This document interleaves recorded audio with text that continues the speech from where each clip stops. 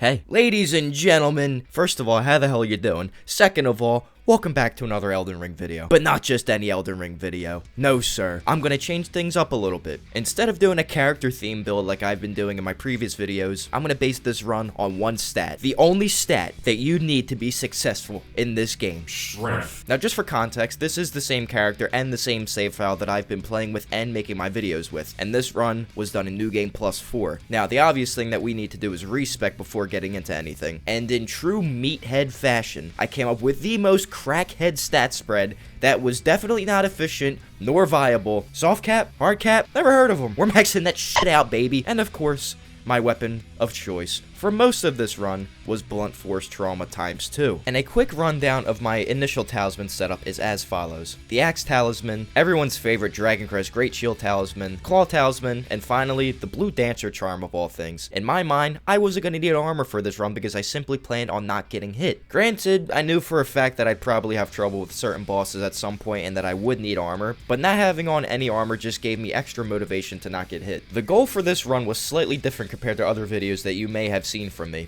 If you haven't seen them, check them out. And if you want to see more videos like this in the future, hit the subscribe button like your mother's life depends on it. And in the off chance that you don't care about your mother's life, I don't know, figure it out, dude. Subscribe like Keanu Reeves' life depends on it. Now, the two main goals of this run were as follows. One, I wanted to try to beat every Remembrance boss because I didn't do that in my last run.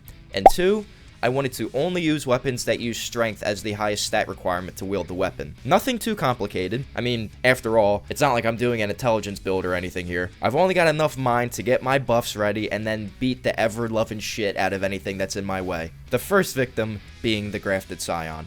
You have no idea how much self-control I needed to not kill Var here. But that's okay because neither did I. Now let me take you through what a typical buff sequence was like throughout the run. It was very simple. The only incantations that I had were Flame Grant Me Strength and Golden Veil. I also have about 9 billion pieces of boiled crab at my disposal, and in my Flask of Wondrous Physic, I used the Stone Barb Crack Tier and the Spiked Crack Tier. And when I would actually remember to buff the Iron Balls with Cragblade, I would do it. Now's a good time to explain why I'm using the Cragblade Ash of War and the Physic mixture that I have. So if you've never played a New Game Plus in Elden Ring, the obvious difference between that and a fresh new game is that enemies deal more damage to you, and they have a larger health pool, meaning it just takes more time to kill them. But another sneaky little addition is that they just take long to stagger compared to regular new game. And this build is centered around mitigating that as much as possible. So Cragblade not only enhances a weapon's attack rating, but it also provides a 10% boost to poise damage, which is basically an invisible meter that triggers a stance break once you hit that threshold. In addition to that, the Stone Barb Crack Tier provides another solid poise boost. I want to say like 20% damage. And because we have the Axe Talisman and the Spike Crack Tier, which boost charge attacks, there's some fairly obvious synergy happening here. I needed to mainly focus on getting charged attacks off, so I can not only break my enemy stances quicker, but I could just do a shitload of damage. I mean, that's a very dumbed down version of how everything works together, but, you know, that's the best way that I could explain it. Be gone, thought! Godrick started off horribly. Why horribly, you may ask? Simply because I actually managed to get hit by him, that's why. After I got my act together, I started to really take the fight to Godrick. With a couple of hits, I took out about a third of his health, and then I really got the urge to get all these New Game Plus cycles finished because I am doing way too much damage to these bosses now. I like the Iron Balls, but even the best weapons have flaws, man. Back into the fight wasn't exactly smooth sailing because I don't really know how to dodge Godrick's attacks, funnily enough. Most of my builds have ranged options, so I never really had to think about it. A side effect of that is that it takes me an extra minute or two to get the job done here, but that's something I'm willing to deal with. For now, at least. After that, I went to grab both Dectus medallions, and then I made my way into the Academy of Ray Lucaria. But not because I wanted to get an education. This build is literally anti-intelligence. I'm all brawn and zero brain. This place is antithetical to my entire existence. I had to make sure I established dominance on the local scholars. Someone had to show them how real men fight in the lands between.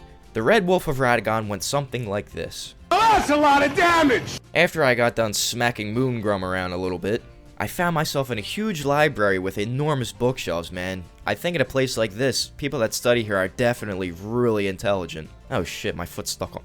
Wait, what?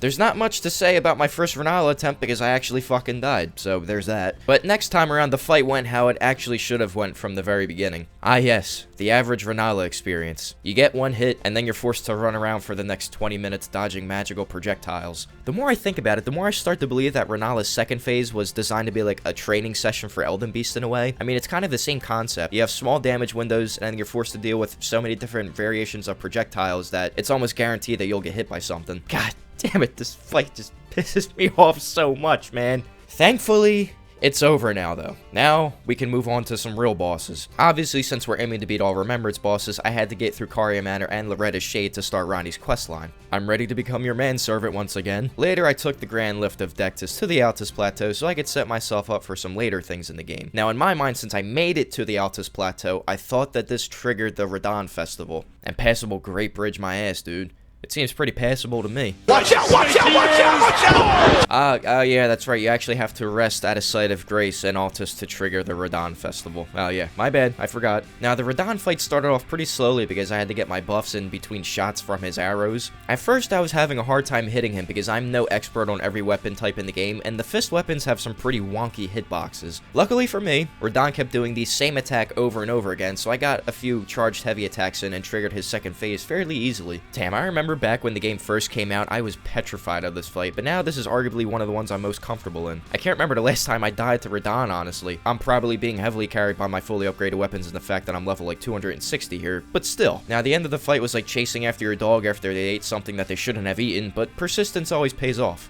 Having 99 strength helps too.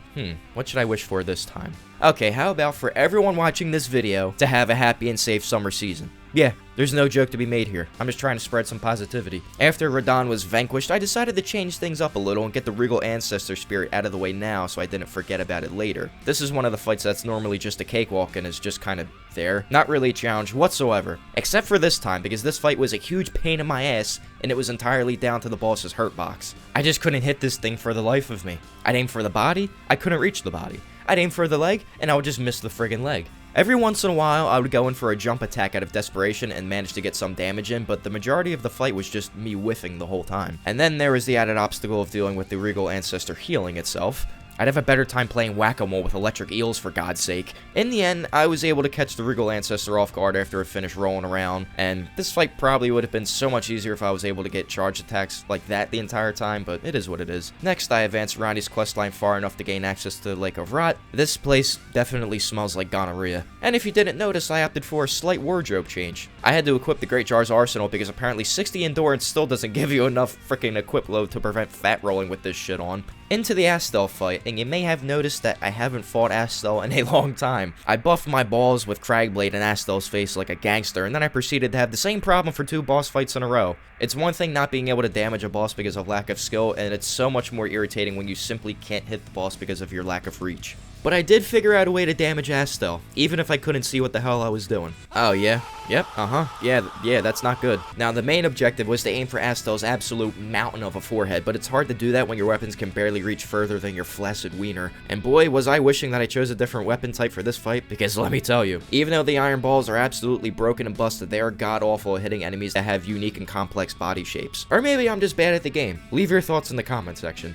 I got up close and personal with Astel in the back end of the fight. I wanted to get all up in its face and show it that I just didn't need all that fancy gravitational magic bullshit like he did to win the fight. I'm a grown-ass man that just needs his balls and his iron balls. Now, eventually, Astel threw in the towel, and I finished him off by planting my fist directly in his head. Well. What do we have here? Now, if this is my first video that you've ever seen, or if you're new to the channel, let me break down my relationship with the Valiant Gargoyles in Elden Ring. I don't need to go into detail. It's actually pretty simple. I never lose. One-on-one, I'm undefeated, never lost. I own them. They live their entire lives in fear of my existence because they know what I've done to others of their kind. Okay, that just makes me sound like I commit hate crimes, but technically I do, but only against the Valiant Gargoyles. I finished off the first gargoyle with a cuckery combo of the ages, and then it was just me and the Darth Maul wannabe left. Oh my god. The damage is just beautiful. These things should literally be illegal. The US is all about gun control this, gun control that. When the hell are we gonna put some laws in place to get these damn things off the streets? It might be hard to tell because of how fast the footage is, but I buffed my weapon right in front of the gargoyle just to disrespect him before I killed him. We both knew what the outcome of this fight was gonna be. It was always gonna end with me triumphantly teabagging on his corpse. Dude, where the hell is everybody? I thought there was supposed to be a boss fight here. Oh, there he is. Alright, buddy. Say goodnight. You too, Roger. I told your dumbass to stay out of Stormvale Castle and you didn't listen to me. Believe it or not, there was actually something to talk about this time with Fia's champions, considering that they almost killed me. But this fight is boring as hell regardless, and I don't feel like wasting your time. So, let's just get into the real fight here. Ah, yes. Fortissax. My favorite dragon.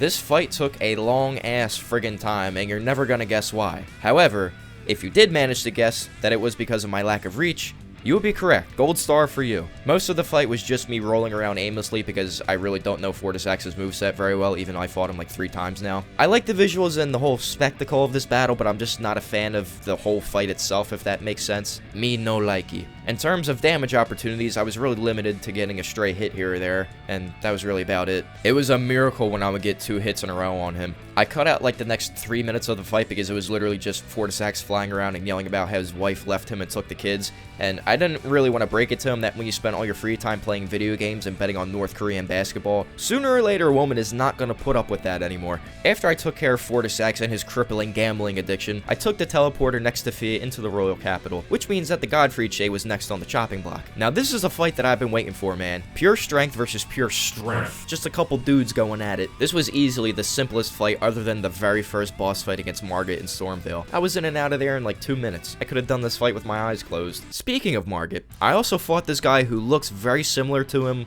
talks like him, and even has a very similar name to him, which makes me think that somehow these two guys are related. I've played through Elden Ring 5 times now, and I keep looking for signs and clues to help me piece that mystery together, but so far I keep coming up short. I'll let you guys know when I'm able to figure out their relationship. After Morgott sharded, I threw 2 frost pots at him like an absolute genius, but I kept enough of my wits afterwards to take care of him. This fight is another one that's in the category of just use ranged attacks and win, but I've got to say there's something way more satisfying about being up close and personal in your opponent's face and just beating their ass the old-fashioned way. I had to take a quick breather so I could regain some health and feed my Nintendogs, but it didn't take long for me to finish off Morgott after that. Next up, I made my way into the mountaintops of the midgets to take on Niall and get the first half of the Hallertree medallion. And I'll be 100% truthful when I say that this fight was incredibly boring because I had like 2 viable attack windows the entire fight, and this fight almost took me like 7 minutes because of that. It wasn't exactly 7 minutes in heaven either, so the less I talk about it, the better. After I swindled this senior citizen into giving me another shiny object, I fought the fire giant, and I got turned into charcoal on my first go around. This was another fight that took me forever and a day to complete because I was having issues targeting those absolutely monstrous piggies that the fire giant has. I thought I was more than close enough, but it seemed like I was missing his foot like 50% of the time, which, if you know anything about how math works, that is not exactly optimal unless you're a baseball player. Which, in that case, welcome to the Hall of Fame, buddy, where half the people in here were either on steroids, did cocaine, or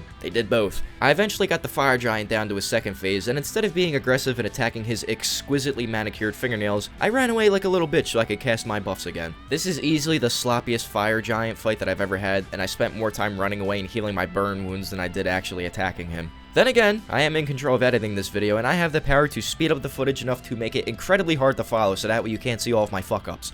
The end of the fight was really stressful because I ran out of HP flasks, which is pretty embarrassing considering that I had 13 flasks heading into the fight. My brain just wasn't in fire giant mode, I guess. But regardless of whether or not my brain was ready, I eventually hobbled my way to the finish line.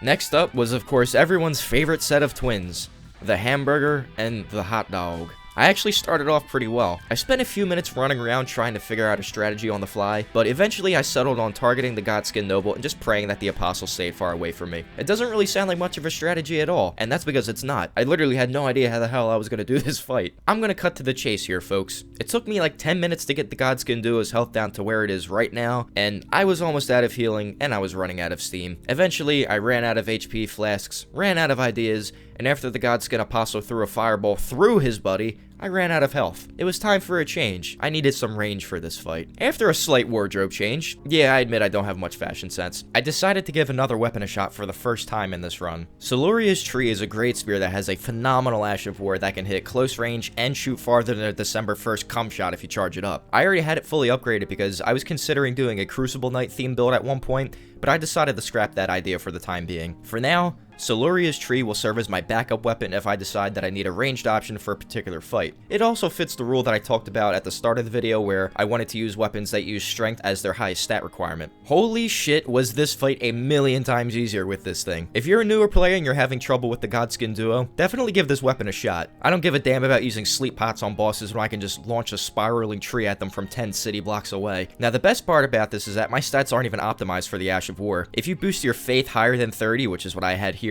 you do a lot more damage than that time when you asked the girl out in elementary school but she said ew and ran away. And that's pretty much all the fight was. I'd wait for a pause of my opponent's attacks, I'd charge up my little tree tornado, and I'd chip away at the health bar one step at a time. There's no science behind it. There's no secret strategy or glitch either. This is just an example of a boss that can be trivialized with one small game mechanic in an RPG that has a sea of options. A boss like the Godskin Duo is definitely a difficult one at first, but certain bosses are only as hard as you make them, and I think that this is a good example of that. After the foreskin duo was circumcised, I decided to challenge Placidusax before making my way downtown to Malekith. Old Placi took me a few tries, but something clicked for me in the winning attempt. The first couple times I beat Placidusax, I didn't really have any idea what I was doing.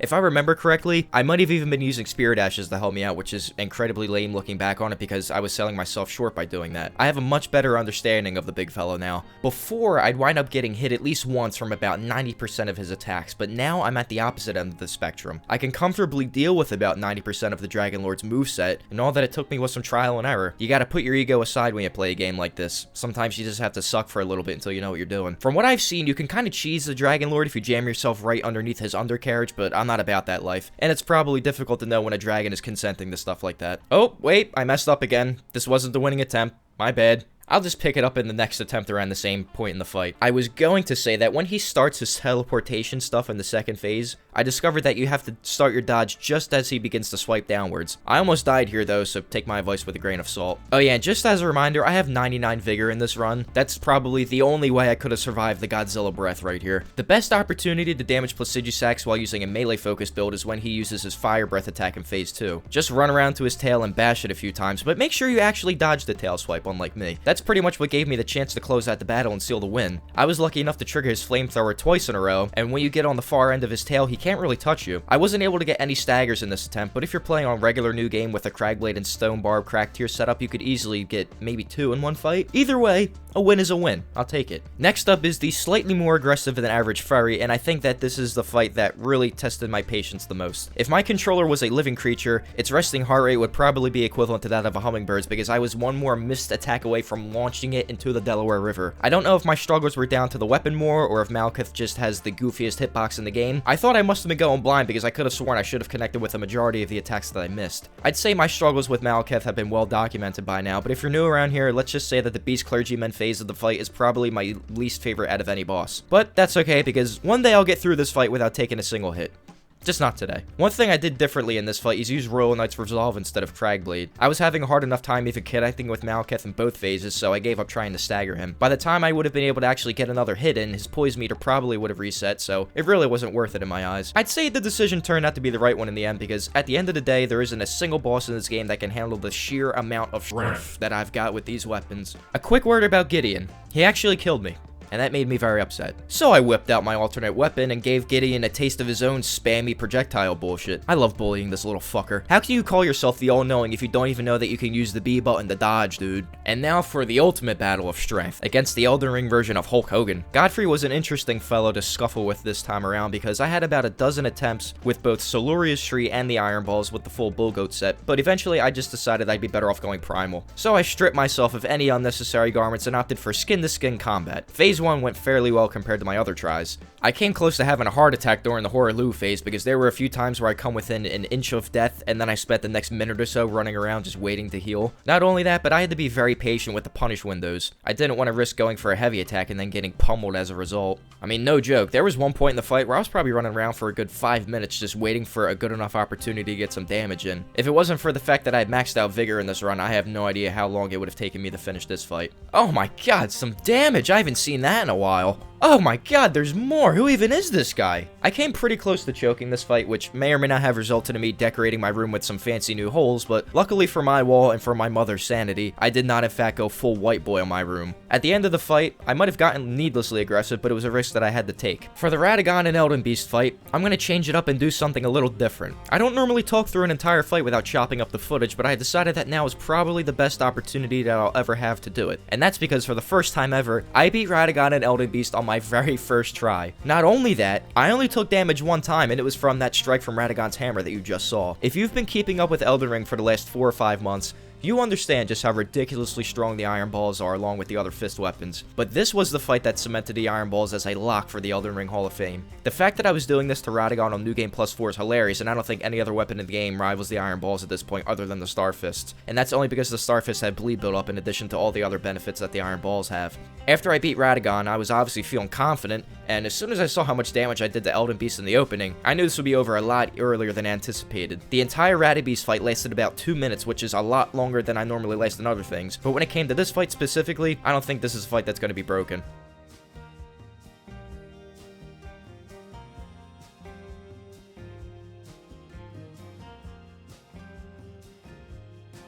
After I got done harvesting the easiest 1.2 million runes of my life, I had to take care of a couple optional remembrance bosses that I definitely didn't forget about. I just so happened to plan the run this way. Oh yeah, I know I said for this run that I wanted to stick to weapons that use strength as their highest stat requirement, but the Serpent Hunter doesn't have any stat requirements, so technically speaking, I'm going to use this weapon in my video for this boss, and if you don't like it, you can send me a strongly worded email detailing your grievances. I will be sure to ignore it. Now, Mohg was an interesting one because the Iron Balls just weren't working for me that day for some reasons, so I decided to whip out Old Reliable. Yeah, that's like all I did for phase 1, so there's really not much to talk about there. As always with my fights against Mohg, I find myself having much more success when I'm able to have some type of distance between us and attack from afar. It also makes sense to stay as far away from Mohg as possible, considering he is a loud and proud pedophile. And I guess that's pretty standard advice that applies outside of Elden Ring too. He thought he could get a piece of this, but I ain't going out like no sucker. And you're done. Well, that was pretty simple, don't you guys think? I mean, that might be the easiest Mohg attempt I've had to date. After I got all the optional bozos out of the way, I made my way down into the Halig tree, where I just decided to keep using Soluria's tree until I got the Malenia. It just made more sense to keep it out to deal with all the absolute maniacs that are crawling around down there. Plus, I admittedly couldn't beat Loretta with the Iron Balls, so there's that. I probably could have used them to beat Loretta if I simply tried harder, but you guys have to remember, I am just a goofy goober that likes to make YouTube videos about games, so at some point I will sacrifice some of my manhood in order to get a video out. Well, here we are again in the ultimate proving ground of this godforsaken game. I knew this fight would only be won if I kept the same approach as I did in my last run with the Bolt of Grandsax. It was almost like a completely new fight considering this time around I had a weapon that was short range instead of the weaponry options I had last time around. And in a hilarious turn of events, I actually completely forgot how to dodge the waterfowl dance. I was in for a rough time. I could already see this. I was mildly successful in a few attempts, but I just wasn't very confident in myself. Now, granted, it doesn't help I was all up in there raw dog in the boss battle with no armor, acting like I'm the let me solo her guy and shit. Like, I don't know who I thought I was. So I decided to experiment with Soluria's tree and see where that would get me. In the beginning, I got mixed results, but I was encouraged by the damage output of a fully charged Ash of War. But what really caught my attention was the difference between an Ash of War and a regular old attack. On my first attempt with Soluria's tree, I managed to get Malenia down to her second phase, which hadn't happened to me with the Iron Balls up to this point. Naturally, I was starting to think that my alternate weapon would be my key to victory in this run, but then I ran into the issue of not knowing when I'd have an opening to even use the Ash of War in phase 2. I was tryharding, but Malenia was tryharding harder than I was. And well, you guys aren't gonna like this, but here it is anyway. I sat there for ages trying again, and again, and again, even again, and I just couldn't find a breakthrough. I wasn't even coming close. Not only was my skill level just not there this time, but on top of that, I felt like my game was moving at like 50% speed sometimes. I don't know if it's because console can't handle all the particle effects that are happening in Malenia's boss arena, or if I was just making all this up in my head, but I simply could not beat her this time. I know, I'm a failure. Everyone else can beat Malenia at this point in the game. What am I doing uploading this video? It's not real. The run's been validated, whatever. But to be honest, I don't really give a damn what you think, because I literally just beat Malenia in my previous video. So if you actually want to see me beat her, just watch that. Now my comment section is going to be filled with virgins berating me for not being able to beat literally the hardest boss in Soulsborne history. Just kidding, you guys have been nothing but positive in my comment sections on my videos since I started my YouTube channel, so you can all give yourselves a pat on the back for not being toxic little shitheads. I think overall this was probably the most fun playthrough I've had to date, even if I couldn't beat Malenia. And yeah, if you're new to Elden Ring and you happen to see this video, I'm not the only one that's been waxing lyrical about the iron balls, so do yourselves a favor and get those bad boys and give them a shot if you haven't used them already, because those shits are absolutely fucking busted with a capital B. That's all from me for today. I've been Flock of Turtles, you've been great, and hopefully you'll stick around and see what I've got in store for future videos. Until then, stay safe, don't get anyone pregnant, and for the love of God, please do yourselves a favor and stay away from the Wawa burgers.